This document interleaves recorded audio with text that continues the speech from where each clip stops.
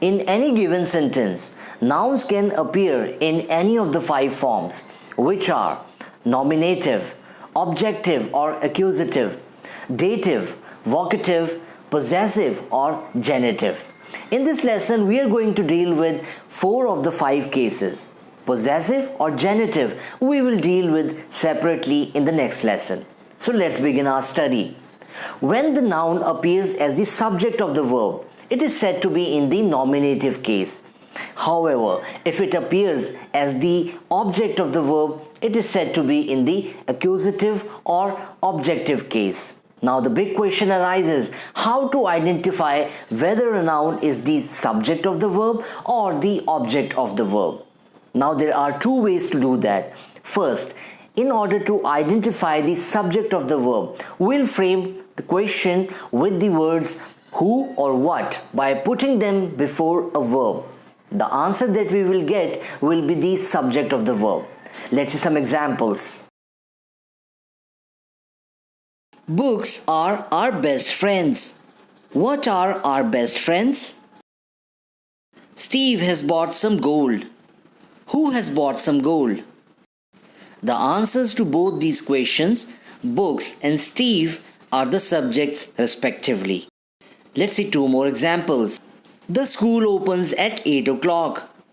What opens at 8 o'clock? Steve sells logs at a local market. Who sells logs at a local market? The school and Steve are the subjects in the respective sentences.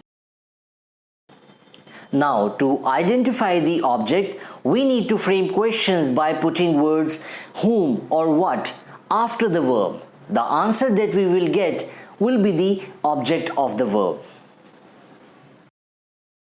Steve helped Mark finish the work.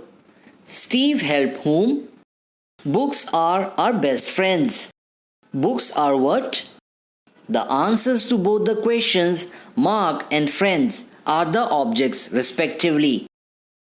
Stella left the school last month. Stella left what?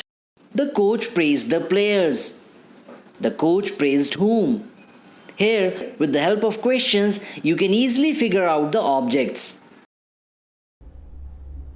In a nutshell, if a noun appears before a verb, it is the subject and it is said to be in the nominative case.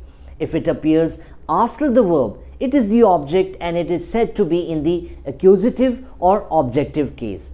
Now there are times when verb is separated from its object by an indirect object. Now this indirect object is a person or a thing that receives the direct object. When this indirect object appears in the sentence, it is said to be in a dative case. Now let's see some examples how dative case nouns appear in the sentence. Steve gave the woman some food. Here, food is the direct object and the woman indirect object.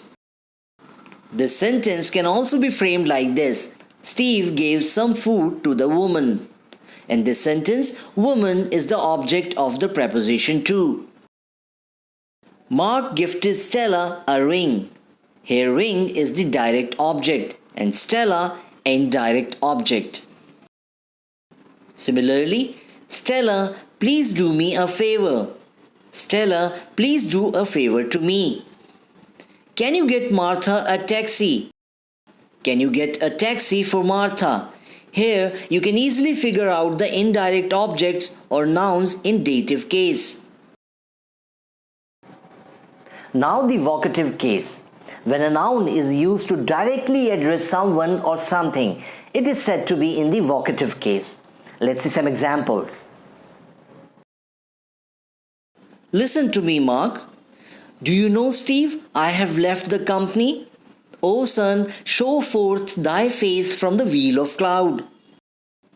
In all 3 sentences, Mark, Steve and son are being directly addressed.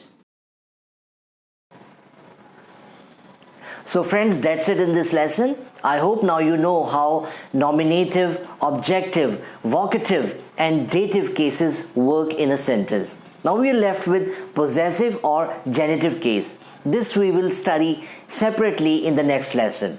If you're interested in learning grammar in a systematic manner and you want to get access to more such information, then I invite you to download Enliven English app so that you can get access to unlimited knowledge on grammar. I'll be back with new lessons soon. Till then, keep learning, keep growing. Goodbye.